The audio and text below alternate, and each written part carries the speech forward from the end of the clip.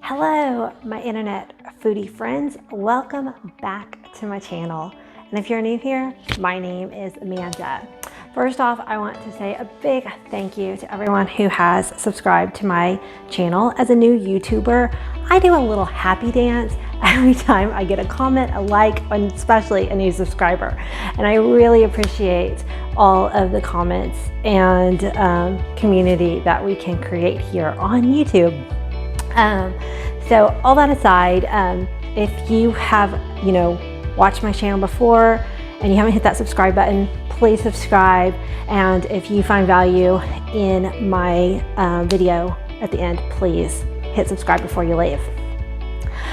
Today I am making stuffed chicken with, oh my gosh, bacon and onions and mushrooms. It smells so good. I've already got the bacon part already done. We'll talk about that.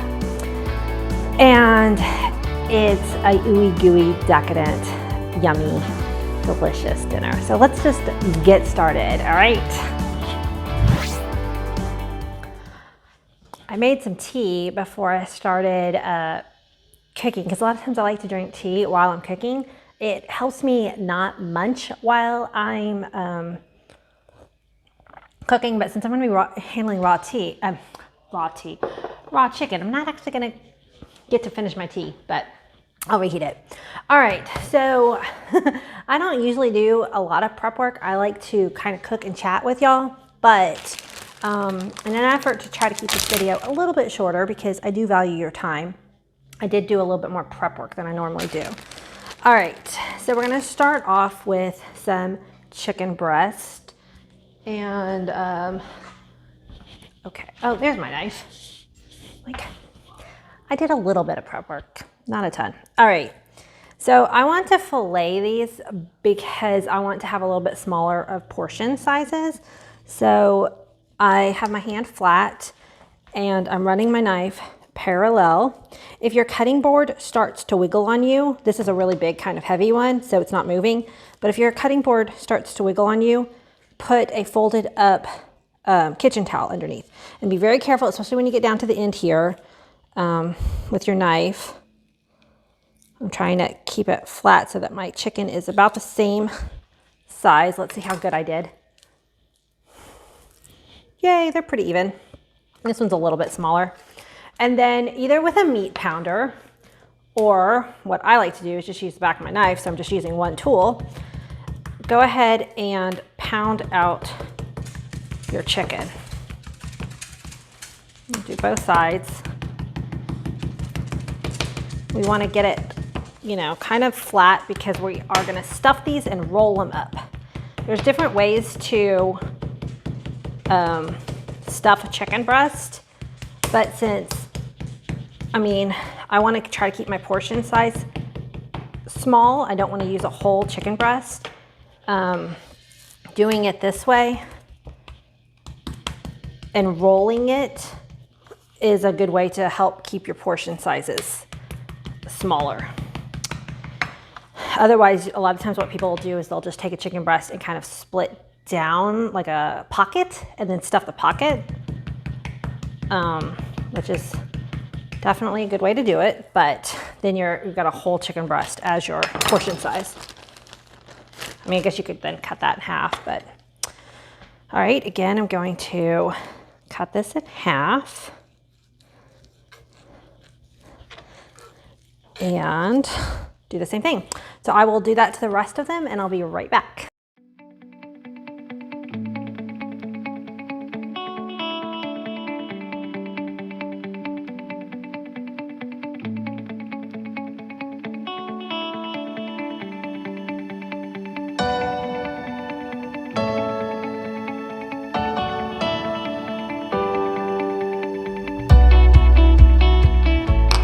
All right, so I have some cream cheese that I melted in the microwave just a little bit. Let me grab some of this tea. This is my favorite, coconut almond.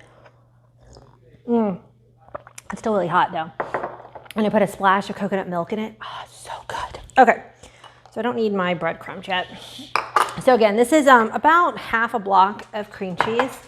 And then I have some frozen spinach that I bundled up in, I defrosted it, I bundled it up in a paper towel and hold it over the sink to get all of the liquid out.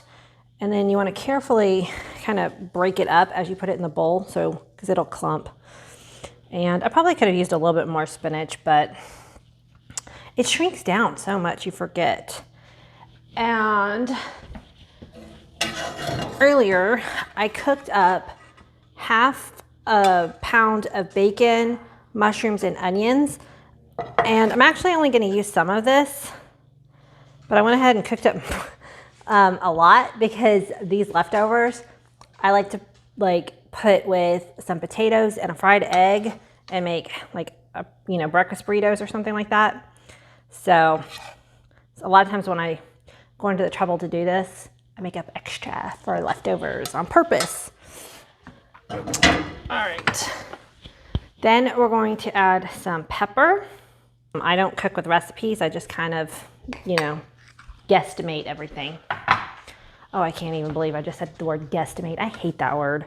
All right, so this is some dill, which I need to put on my grocery list. I don't know. Personally, I discovered dill like a year ago. And I mean, I've had it in my pantry forever. But now, about a year ago, I started using it in everything. I love dill. And here's some garlic powder. Oh, it smells good. Garlic powder you'd think smells bad, but if you've got a really good quality garlic powder, it's gonna smell good. This is an Italian mix, so it's like basil and oregano, marjoram, all mixed up already for you. And hold on, I got my daughter Maddie asking me a question. Yeah? I just wanted to get a snack. Oh. Okay, go ahead. I'll cut you out if you want me to. I don't care. Oh, okay. I just don't know if you wanted me to crash onto your video. My daughter Maddie is slipping into the side, grabbing a snack and going. Hey, we're really cooking here. This is my family and we are cooking dinner. Are y'all going for a walk? Yeah. All right. What I just said. I didn't hear that part, sorry. And so I did the garlic powder, and this is onion powder. So even though I have some sauteed onions in here, I'm gonna go ahead and add a little onion powder too. And then we'll put that, double it up too. All right, we're gonna mix this up, and I'm deciding if I wanna add any other cheese to it. Let's see how it mixes. Oh my goodness, the smells here. With these seasonings, I'm trying to kind of replicate a ranch mix.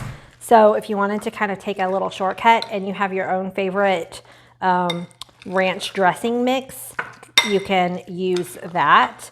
I just hesitate because a lot of them come prepackaged with MSG, and I avoid anything with MSG because it gives me migraines. So I like to just mix up my own ranch seasoning packets. All right. So now we're gonna go ahead and get to, I'm not gonna add any other cheese. Like if you wanted to, you could add some more mozzarella or Colby Jack, shredded cheese to that. But I think that's looking really good. I usually make too much stuffing. So I was trying to tone it down a bit because I didn't really want that much leftover.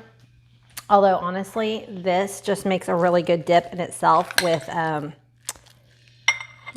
it with crackers. Also, there was just no stuffing for a couple of crackers. So yum, I get the extras. Super delicious. All right, I've got myself a little baking dish that I put some olive oil down in the bottom. And we're simply just going to take a scoop. So this is really decadent, but we're not really eating that much of this, bacon cheese mixture. So, eat yummy foods, eat real foods. This is pork bacon. It's not turkey bacon. It's a real yummy, delicious pork, but I'm just not eating that much of it. And I'm going to enjoy it. And then going to, put it in here. We'll have to show you as I go. So just put in, a couple tablespoons, and we're going to roll it up and make a little burrito, little chicken burrito. All right, I'll roll up the rest of these and I'll be right back.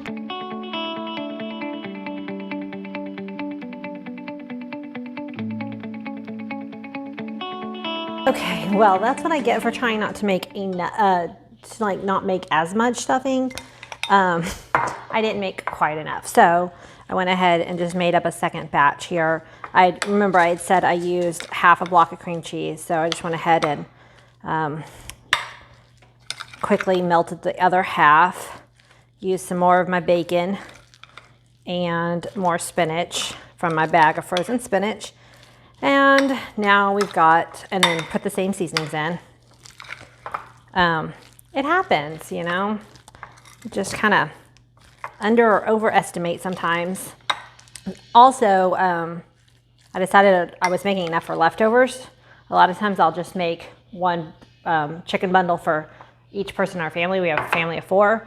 And this time I'm like, I'm going to double that. So got my ratios off.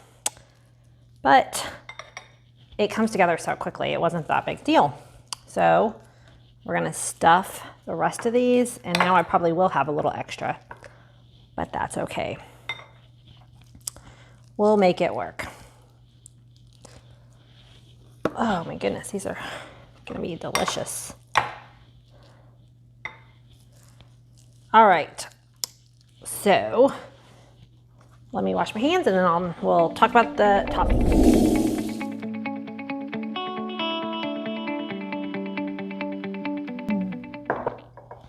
Love that tea so much. Okay, so I have some breadcrumbs. This is just a sourdough end that I pulsed really quickly in my Magic Bullet. You can buy pre-made panko breadcrumbs, and then it's also mixed with some cracker crumbs that I also, again, just mixed up in my food process, or my Magic Bullet, just to use up, you know, those little broken crackers that get at the end of the box. So I put quite a bit of salt in my stuffing, and the bacon has salt. So I'm just gonna add just a tiny bit more to this, but not too much because I don't want to oversalt my dish, and sometimes I do tend to do that. I like salty stuff. All right, and then we're gonna mimic those flavors again with just a little bit more of the garlic and onion powder. And we're going to put some olive oil on these breadcrumbs, and that will make them get crispy when you're baking them.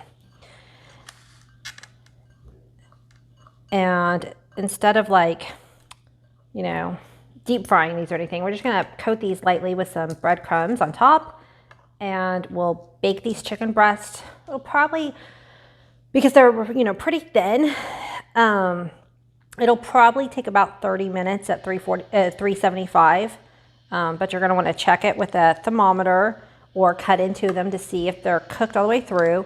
You want your thermometer to be 165. I like using a thermometer. Just kind of gives you that little bit of reassurance that you aren't serving raw chicken. And so, oh my gosh, this is so good. Okay. This makes a really good company dish too.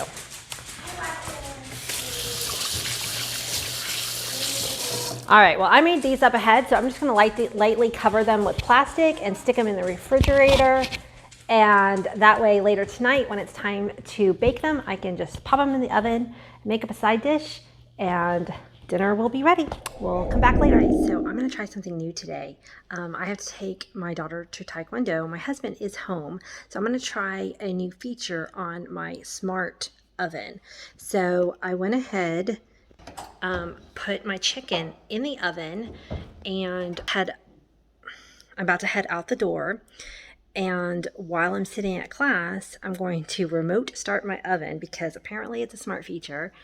And I'll have my husband come down and check on it, make sure everything's okay.